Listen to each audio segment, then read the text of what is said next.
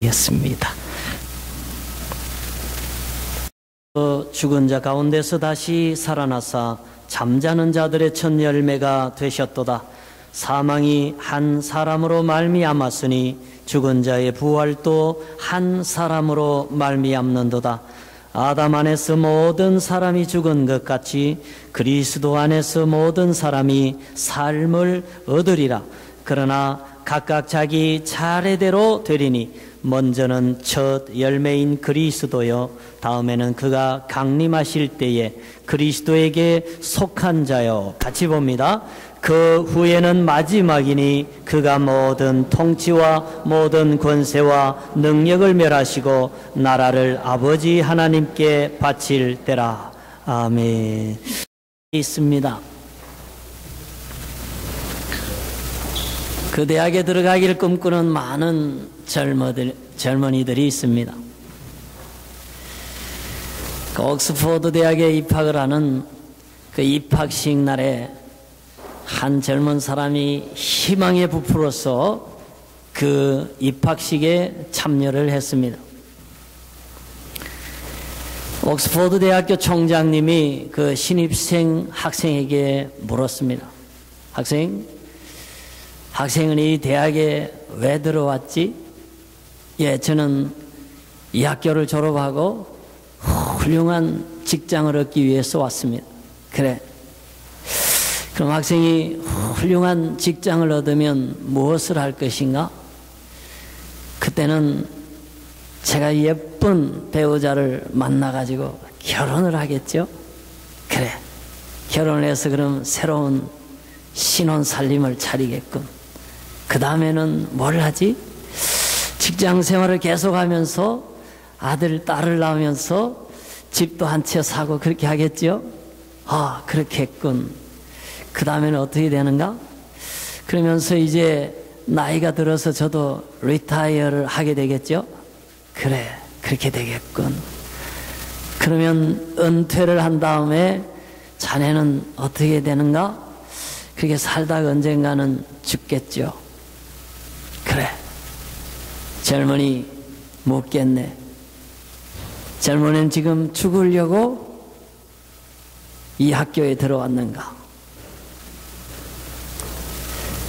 그 젊은이는 이 총장님의 질문과 교훈을 듣고는 돌아가서 많은 생각에 잠겼다고 합니다. 그렇습니다. 우리 사람들은 1년에 이러한 과정을 거쳐서 늙어갑니다. 그리고 힘을 잃고 언젠가는 이 세상을 떠나게 되는 존재입니다. 그래서 성경은 오늘 이러한 인생에 대해서 그렇게 말합니다. 한 번 죽는 것은 사람에게 정해진 것이요, 그 후에는 심판이 있겠다 그랬습니다. 이 길은 피해갈 수 없는 길입니다. 돈을 가지고도 이 과정은 막을 수가 없습니다. 어떤 인간의 지혜로도 아직 죽음을 극복하지를 못했습니다. 우리 교회에 한 3주 전에 장례식이 있었습니다. 저는 퓨네럴 월십 서비스를 위해서 장례사에 갈 때마다 숙연해지는 것을 느낍니다. 우리가 장례식에 참여해서 세상을 떠난 이들을 여기는 이렇게 다 보여주지 않습니까? 그 돌아가신 분들의 시신을 바라보면서 그런 생각을 합니다. 우리가 살아있을 때에 이 몸을 위해서 운동도 하고 음식도 먹고 이 몸 좀 편하게 건강하게 만들어 보려고 잠도 자고 여러 가지 노력을 많이 합니다. 그런데 죽을 때에 그렇게 소중하게 여기던 그 몸을 놓고 그대로 놓고 세상을 떠나갑니다. 장례식장에 가보면은 그 자녀들이 그렇게 많이 울어요. 저는 보니까 여기서는 손자, 손녀들이 할아버지, 할머니 돌아가실 때에 그 자기 아들, 딸보다 더 많이 우는 것을 제가 많이 봤습니다. 그렇게 사랑하던 이들을 다 놓고 갑니다. 이민 와서 가게를 마련하고 주택을 마련하고 페이먼트 한다고 얼마나 고생들을 하십니까? 그러나 그 집도 모든 재산도 놓고 갑니다. 이게 우리 인간이 직면하는 현실입니다. 우리가 이 엄연한 현실을 잊어서는 안 됩니다. 성경에는 그렇게 말합니다. 전도자가 이르되 헛되고 헛되며 헛되고 헛되니 모든 것이 헛되도다. 여러분, 우리 인생이요 그렇게 가만히 생각해 보면 헛된 거예요. 다 부질없는 것이에요. 다 죽음과 더불어 소멸하는 것이.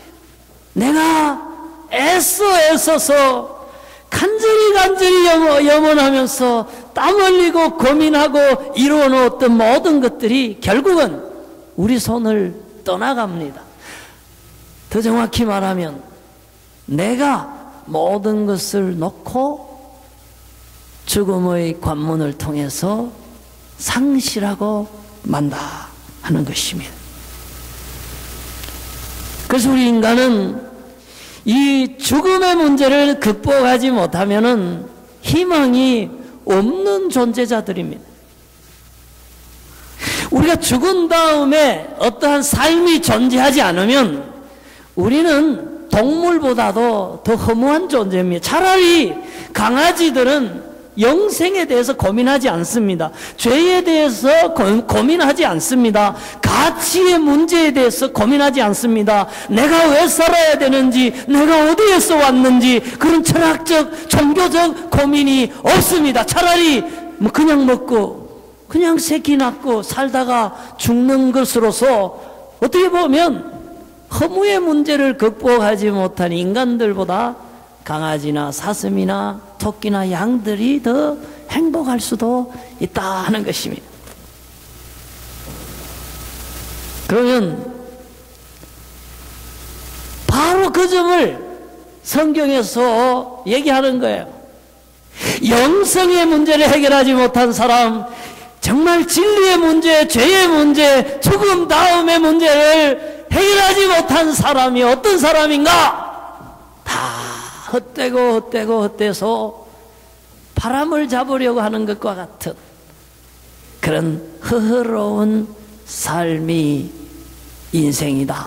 그런 사람의 삶의 말로가 헛될 것밖에 없다. 그렇게 얘기를 하고 있습니다. 다시 말씀드리면 정말 사람이요 해야 할 일이 무엇인가? 여러분, 이민 오기 전에 한국에 살 때에 여기 캐나다 오기 전에 우리가 해야 할 일이 무엇이었습니까? 할 수 있으면 영어를 준비하고, 할 수 있으면 이 땅에 와서 정착해서 정말 잘 사는데 도움이 되는 준비를 하는 거 아니었습니까?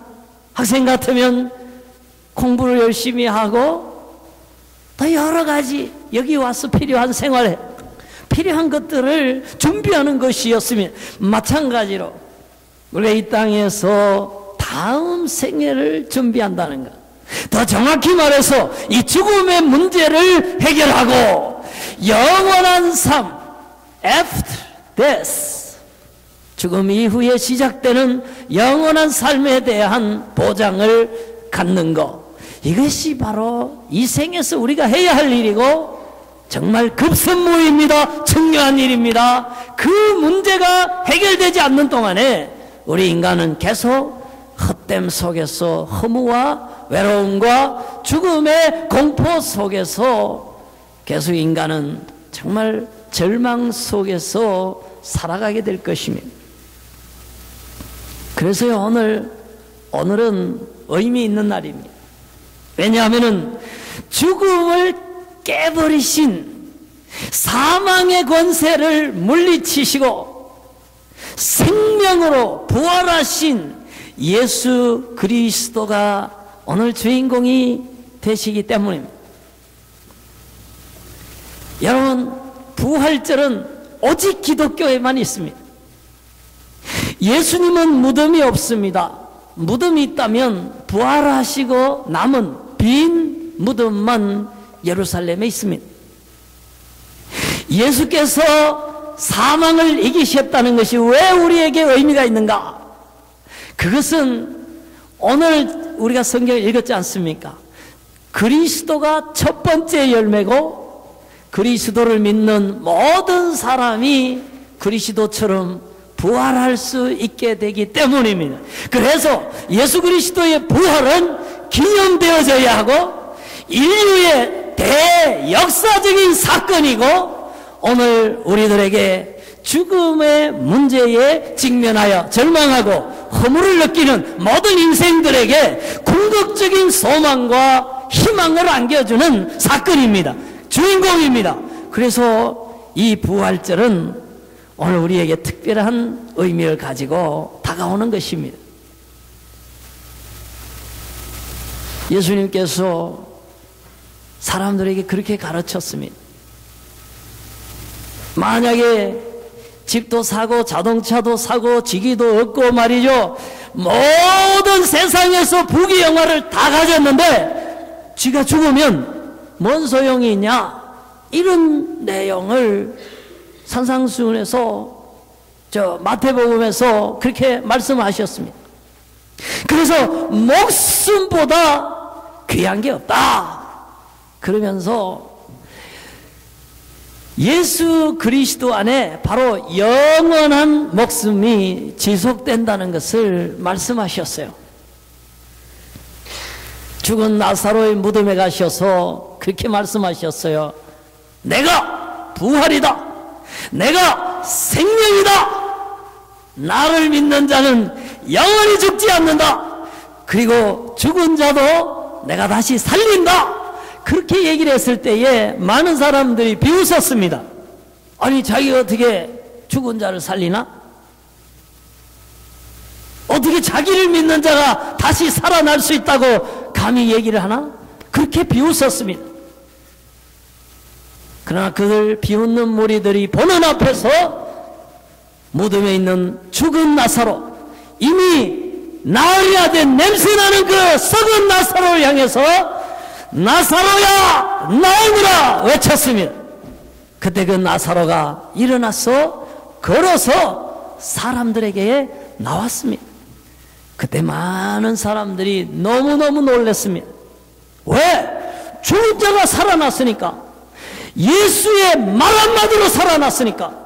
그 자가 살아나기 전까지만 해도 자기들은 예수를 비웃었고 죽은 자가 살아난다는 것을 절대로 믿지 않았으니까. 근데 그 나사로 때문에 사람들이 생각이 바뀌었습니다. 아, 사람이 다시 살아날 수 있구나. 예수 그리스도 저분이 죽은 사람을 살릴 수 있구나. 저분이 생명의 구주가 맞구나. 하나님이 인간이 되어 오신 분이구나. 우리를 살릴, 우리를 죽음의 문제, 허무의 문제, 모든 절망으로부터 희망으로, 생명으로, 영생으로 인도해 주실 구세주가 저분이시구나 하는 것을 그날 깨닫고 많은 사람들이 예수를 믿게 되었습니다. 오늘 부활절을 맞이해서 부활절 예배에 오신 여러분, 오늘 그 예수가 우리 죄를 대속해서 대신 지고, 원래 죄 지은 사람이 벌 받아야 되잖아요. 죄 지은 사람이 감옥에 가야 되잖아요. 죄 지은 사람이 죄값을 치러야 되잖아요. 그런데 우리의 죄를 예수 그분이 대신 지고 피를 흘리고 살을 찢겨 돌아가셨습니다. 그때에 우리 죄가 대속함을 받았고, 예수는 신적인 권능을 가지고 3일 후에 그는 부활하셨습니다. 오늘은 나사로를 부활시키신 예수 그리스도가 자신이 무덤에서 죽음을 깨뜨리고 영생으로 부활한 날입니다. 그래서 오늘은 의미 있는 날이요, 가치 있는 날이요, 우리에게 소망을 주신 날이요, 인류가 어떻게 허물을 극복할 것인가? 어떻게 죽음을 극복할 것인가? 무엇이 우리 인간의 목적이며 가치며 행복인가 하는 것을 발견할 수 있는 그런 근거와 기준과 진리를 제공해 주신 날이요, 그 주인공이 부활하신 예수 그리스도라 하는 것입니다. 그래서요, 이 부활의 소망을 갖는다는 것, 예수께서 나를 죽음에서 살릴 수 있는 분이라는 것을 발견하고 믿음으로 받아들이고 그리스도 안에 있는 부활과 영원한 삶과 그의 천국을 나의 천국으로, 나의 생명으로 받아들이고 살아간다는 것은 굉장히 중요합니다. 그렇게 된 사람들은 복 있는 사람들입니다. 왜? 죽음이 두렵지 않기 때문에 그렇습니다. 우리가 늙어가지만 하나님 나라, 영원한 나라, 영생의 나라가 가까워옴을 의미하기 때문에 한편 지상에서 헛되고 소망이 가물가물 멀어지는 만큼 그만큼 영생과 천국의 영화가 우리 가까이 다가오는 거기 때문에 우리는 희망이 있습니다. 절대 희망, 절대 소망, 절대 부활, 절대 천국, 절대 행복이 기다리고 있고 가까이 오기 때문에 우리에게는 희망이 있는 것입니다. 제가 로스앤젤레스에 살 때에 그때는 장의사에 자주 다녔어요. 우리 교회에 성도들이 많아가지고요. 성도들 직계 가족이 누가 죽으면 우리가 가잖아요. 교회 안 나와도 가야 돼요. 그러니까 일주일에 한 번씩, 많이 갈 때는 2번, 3번씩 장의사에 가요. 그래서 장의사 직원들하고 제가 친해요. 어유 목사님 이번에는 오랜만에 오셨네요. 그래요. 그러면 제가 올 때마다 사람이 돌아가시는데 너무 자주 오면 안 되잖아요. 농담하면서 그렇게 맞아요. 근데요, 한 번 장의사에 갔는데 목사님이 설교를 하시는데 제가 깜짝 놀랐어요. 저도 목사인데 목사가 왜 저렇게 설교를 하나 깜짝 놀랐어요. 뭐냐면은 아버지가 돌아가셨는데 그 아이들하고 그 미망인 부인이 너무 막 우는 거예요. 그 얼마나 슬프겠어요. 그리고 애들이 좀 어려요. 젊어서 돌아가신 것 같아요. 근데 목사님이 나와서 이러는 거야. 울지 마세요. 울지 마세요. 딱 나오시자마자 막 그러는 거예요. 아이고, 물론 천국도 믿고 그리스도 안에 부활도 믿지만은 울지 말라 그러면 그 유가족들한테 그 인간의 정이 있는데 아빠를 당분간 못 볼 그 슬픔이 있는데 어떻게 저렇게 얘기를 하시나? 나 그렇게 생각했어요. 근데요, 그 목사님 간증을 듣고 나니까 이해가 가요. 목사님 자기가 중학교 2학년 때 자기 친아버지가 돌아가셨대요. 그리고 자기가 맞은데 밑에 줄줄이 남동생 여동생이 쪼르륵 있는데 농사를 짓고 시골에 살았대요. 교회 다녔고요, 예수를 믿었는데 아버지가 젊어서 돌아가신 거예요.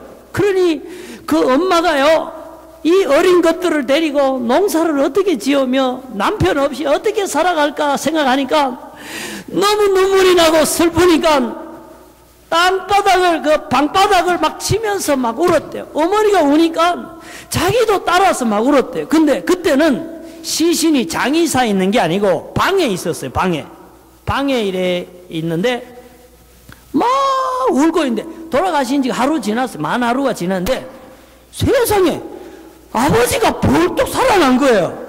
벌떡 살아가지고는 딱 와서 하는 얘기가, 엄마 보고 야, 이 사람들아 왜 자꾸 우느냐고. 내가 천국에 갔는데 얼마나 좋은지 너무 좋아가지고 내가 그러고 있는데 너희들이 자꾸 울고 말이지 슬퍼하니까 내가 있을 수가 없어가지고 왔다고. 울지 말라고. 내가 천국에 갔으니까 너무 좋은 데 있으니까 울지 말라고. 너희들 예수 잘 믿고 천국에 오라고. 거기서 다시 만나자고. 울지 말라고. 이러고는 돌아가셨대요. 그래가지고요, 자기들 아버지 조상칠 때 안 울었대요. 안 울었대요. 안 울고 그 길로 자기가 목사가 됐대요. 목사가 됐고 그 유가족 보고 그러는 거예요. 여러분 슬픈 거 알아요. 나도 우리 아버지 돌아갔을 때 울었어요. 그러나 천국에 가셨습니다. 예수 믿고 영생을 누리고 있습니다. 슬퍼하지 마세요. 울지 마세요. 울지 마세요. 그러는 거예요. 그래서 제가요, 저는 그런 감정은 처음 들어봤어요. 제가 직접 경험한 거를 얘기하니까 힘이 있었어요. 여러분, 우리가 그래서 예수 믿는 거예요. 우리가 그래서 부활하신 예수가 귀하다고 그러는 거예요. 그래서 예수 믿는 사람이 죽음을 이긴다, 허물을 이긴다, 소망 가운데 천국의 희망을 가지고 살아간다, 그렇게 얘기하는 거예요. 그래서 오늘 예수 그리스도의 부활절을 맞이하면서 우리가 생각해야 될 것이 있습니다. 그것은 다름이 아니라 부활이라는 게 실제로 있구나. 예수 믿는 사람에게 그 영생이 주어지는구나. 오늘 내가 그 부활의 예수, 영생의 예수, 천국의 왕이신 예수를 내가 믿고 그 예수가 주시는 죄사함과 영생의 선물과 하나님 나라의 시민권을 내가 받아야 되겠다. 그 희망과 그 생명과 그 특권을 가지고 이 땅에서 살아야 되겠다라고 하는 이러한 믿음을 갖는 것이 중요하다 하는 것입니다. 예수님께서 그럼 부활하신 다음에 어떻게 됐는가? 우리 궁금한 게 많아요. 예수님께서요, 부활하신 다음에 썩지 아니할 것으로 다시 살아난다 그랬어요. 우리도 예수님처럼 그렇게 부활하는데 우리는 지금 이거 다 땅에 묻으면 다 썩어질 육신이에요. 그런데 썩지 아니할 육신으로 imperishable, 썩지 아니할 육신으로 부활한다 그랬어요. 우리는 죽어요. 근데 죽지 아니할 몸으로 부활한다 그랬어요. 지금은요, 조금만 어디 찔려도 피가 나고 아파요. 그러나 아프지 않고 강한 몸으로 부활한다 그랬어요. 그리고 영화로운 몸으로 부활한다 그랬어요. 그래도 나는 스킨 로션 바르고 메이크업 하는 육체가 좋아. 여러분, 근데 육체가 있었어요. 예수님 딱 나타났을 때에 도마가 그랬어요. 그 손과 발에 내 다 옆구리에 만져보고 예수를 믿겠다 그랬어요. 예수님 딱 나타나서 자 만져봐라. 육체를 가지고 있었어요. 갈릴리 바다에서 생선과 떡을 구워서 제자들에게 나누어 주시고 같이 잡수셨어요. 예수님 그랬어요. 천국에서 내가 포도주를 마실 때까지는 다시 지상에서 마시지 않겠다. 천국에 먹고 마시는 게 있어요. 그리고 그 나라에 생수도 있고 12가지 열매, 영원히 살게 하는 과실도 있다고 그랬어요. 여러분, 그한 육체로, 영원히 사는 육체로 우리가 부활하는 거예요.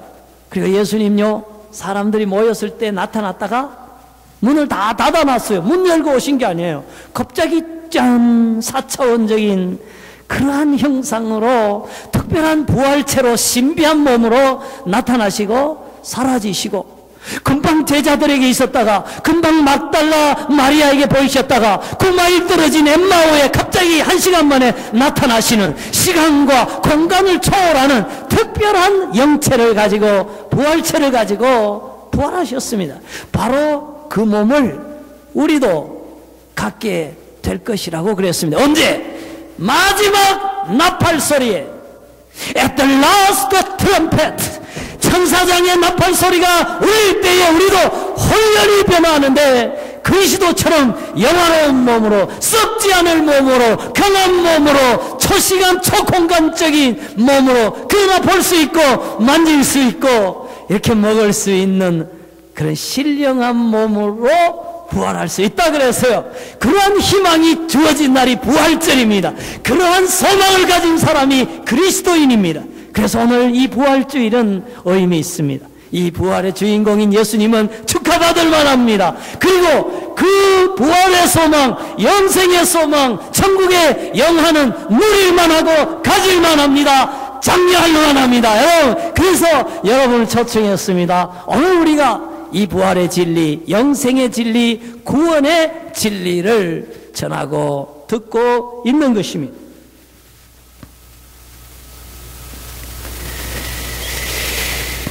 제가요, 우리 교회 홈페이지에 선이라는 자매가 임수택 목사를 찾는다 그래서 제 이메일을 줬어요. 그 자매가 이메일을 통해 편지를 해왔어요. 목사님, 저 목사님을요 한 25년 동안 찾았습니다. 그 왜 찾았습니까? 그랬더니 자기가 지금 예수를 믿고 하나님의 딸이 되고 하나님의 은혜 속에 살아보니까 너무너무너무 감사하더라는 거예요.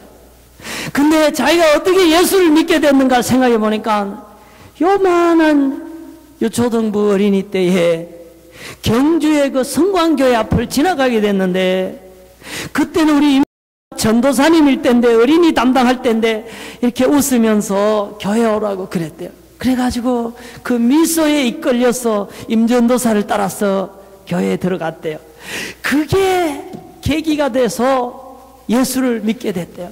그래서 그 전도사님의 미소를 잊을 수가 없어요. 나를 예수님께로 교회로 인도해 주신 전도사님께 감사를 드려야 되겠다고 늘 마음에 생각하고 있었는데, 누구한테 물으니까 서울로 갔다 그러고, 누구한테 물으니까 미국 갔다 그러고, 누구한테 물으니까 카나다 갔다 그래서 종시 알 수가 없었는데 어떻게 찾게 됐습니다. 그러면서 목사님 그때 나를 따뜻한 미소로 예수님께 인도해 줘서 너무너무 고맙습니다 하고 편지를 보내온 거예요. 여러분, 그 사람이 얼마나 고마웠으면 25년 전에 있었던 이 사람을 기억하고 묻고 찾고 찾아가지고 그 편지를 보냈겠냐 이 말이에요. 그 감사는 진정성이 있습니다. 그리고 그가 가지는 예수 믿고 누리는 구원의 기쁨은 정말 대단한 것이니까 그렇게 하는 거 아닙니까? 제가요, 저도 은혜를 받고 예수를 믿고 구원받고 난 뒤에 너무 기쁜 거예요. 그래가지고 어린아이들을 가르치는 반사, 교사를 제가 자청했어요. 그래가지고 5학년, 6학년 애들을 제가 가르쳤어요. 참 가르쳤는데 같이 찬송 부르고 뭐 성경 읽고 하면은 그때도 그렇게 눈물이 흘렀어요. 근데요, 아버지가 안 계시고 엄마가 광산 노동자로 다니면서 줄줄이 그냥 한 5명 어린아이를 방 한 개에서 다 사는 거예요. 다 살면서 그 집에 제가 신방 가보면 애들이 그 문풍지에 침을 가지고 이렇게 손가락 찔러가지고 구멍이 빵빵빵빵 뚫렸는데 겨울에도 그렇게 살아요. 그 어린이가 교회를 나오다가 몸에 병이 들었어요. 무슨 병인지는 모르는데 돈이 없으니까 병원에 못 가는 거예요. 그래서 집에 누워있는데 3년을 똥 오줌을 받아내면서 방바닥에 누워있어요. 그러면서 죽어가는 거예요. 죽어가는데 옛날에 교회에는 이렇게 종소리가 예배 시간 30분 전에 이렇게 땡땡 종소리가 났었어요. 근데 그 종소리를 들을 때마다 하나님 살려주세요. 나는 돈이 없어 병원에도 못 가고 지금 이렇게 3년째 누워서 이제 죽어갑니다. 하나님 한 번만 살려주세요. 그러면 제가 예수 믿고 교회에 다니고 하나님 은혜를 잊지 않겠습니다. 종소리가 날 때마다 매일 기도했대요. 그런데요, 아무 이유 없이 뭐 약을 먹은 것도 아니고 병원에 간 것도 아닌데 그 이후로부터 차츰 기력이 돌아와가지고 교회를 나가기 시작했대요. 그 예배를 드리는데 점점 건강해가지고 이제 정상으로 됐대요. 정상으로 됐는데 제가 가만히 생각해 봤대요. 하나님이 나를 살려주셨다.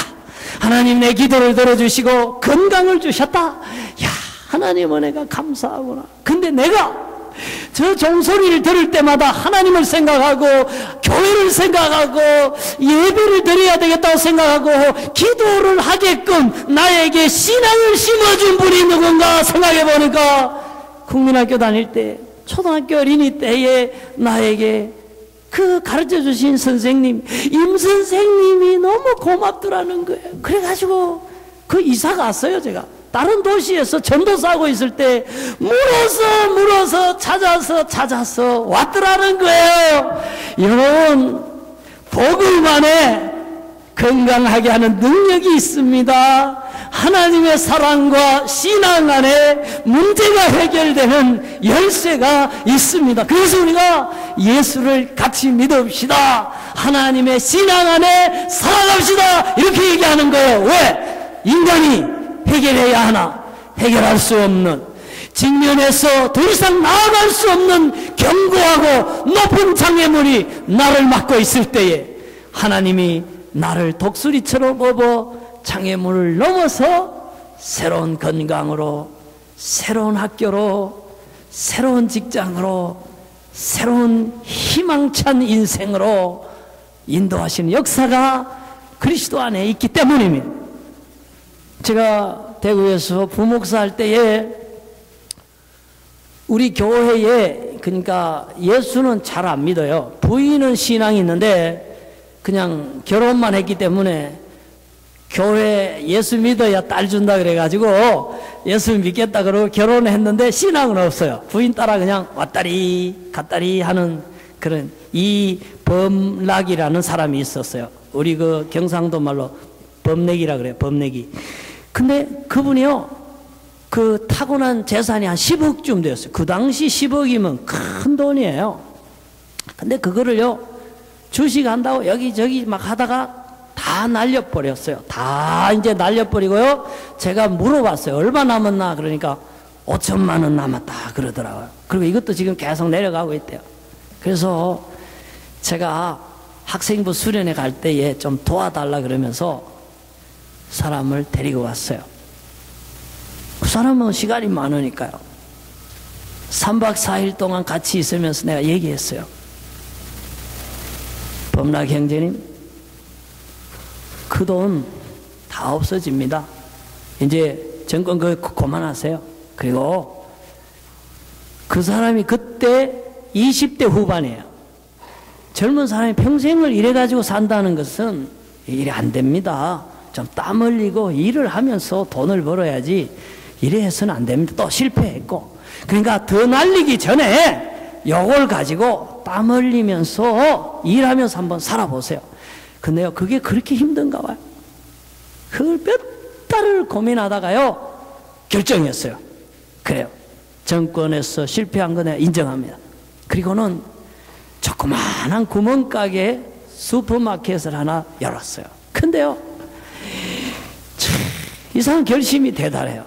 좋아요. 그러면 어차피 내가 예수 믿고 하나님 법대로 새 출발한 이상 나는 우리 구멍가게에서는 술 안 팝니다. 담배 안 팝니다. 여러분, 슈퍼마켓에서 술 안 팔고 담배 안 팔면요, 진짜 장사 안 됩니다. 그런데도요, 안 판다 그래요. 오케이. 하나님이 살아계시기 때문에 당신의 그 결정과 신앙을 하나님이 존중할 겁니다. 축복할 겁니다.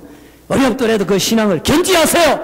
제가 그렇게 얘기를 했지만 이제 망하면 이제 저도 곤란한 거예요. 왜냐하면 임목사 때문에 5천만 원 남은 거 다 까먹고 망했다 이럴 거 아니에요.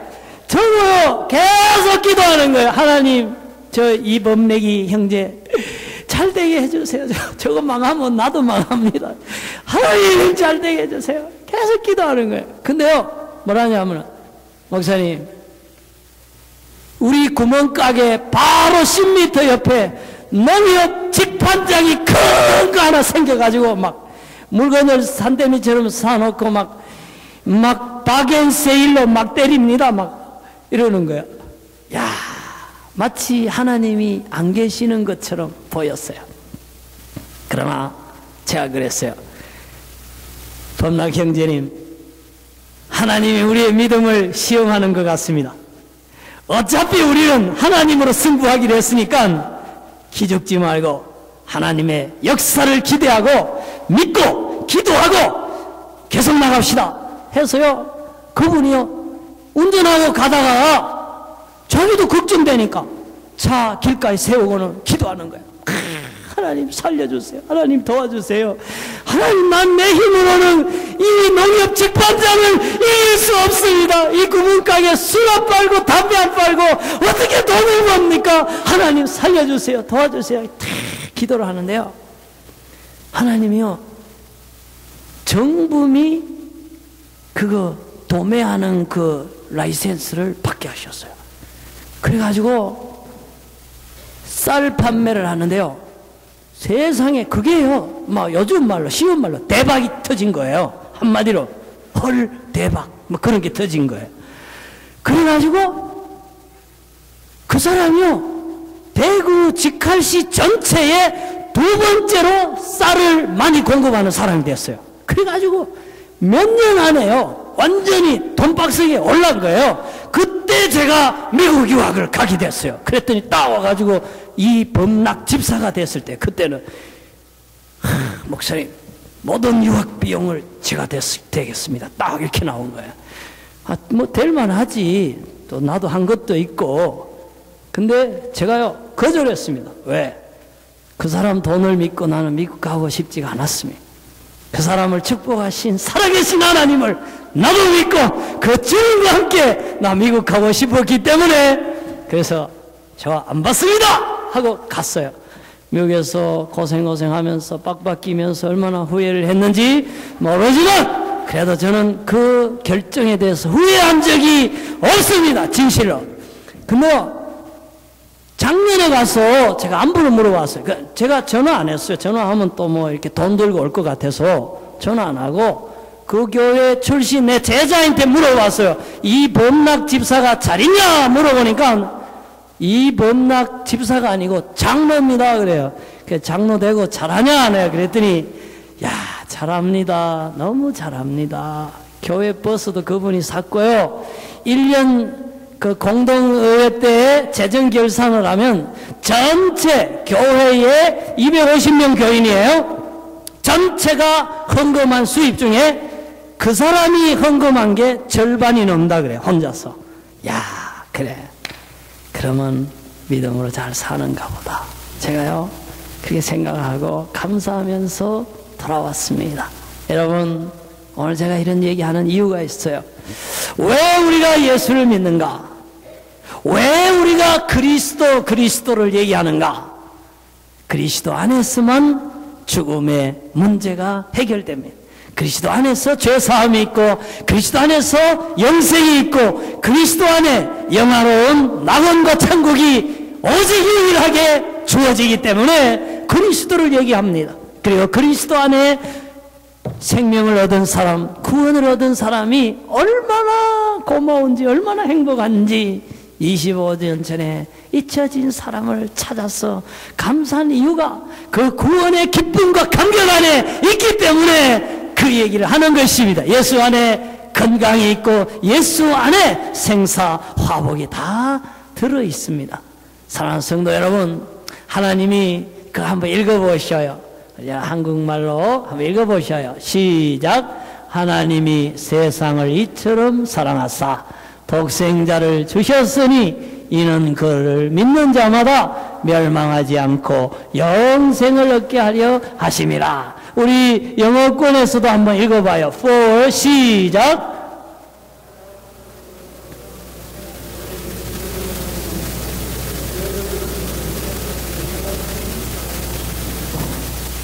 have eternal life. 여러분 그렇습니다. 여기 그러잖아요. 하나님이 아들을 세상에 보낸 것은 세상을 심판하려 하심이 아니요 아들로 말미암아 세상이 구원을 받게 하려 하심이라. 오늘 그 하나님이 여러분을 초청하고 계십니다. 하나님의 생명 안으로, 하나님 안에 있는 죽음의 극복의 방법으로, 하나님 안에 있는 건강과 진정한 행복 속으로 부활의 소망 안으로 들어오기를 원하십니다. 세상을 지으신 이는 한 분입니다. 세상을 심판하실 이도 그분 한 분입니다. 세상을 구원하신 이도 하나님 그분 한 분입니다. 그분이 지정하신 예수 그리스도 하나님의 아들, 나의 구세주를 믿고 영생의 소망을 가지고 죽음을 이기면서 살아가는 저와 여러분 되시기를 주의 이름으로 축복합니다. 아멘. 우리 한번 따라하겠습니다. 구세주 예수 그리스도 나의 구세주로 믿습니다.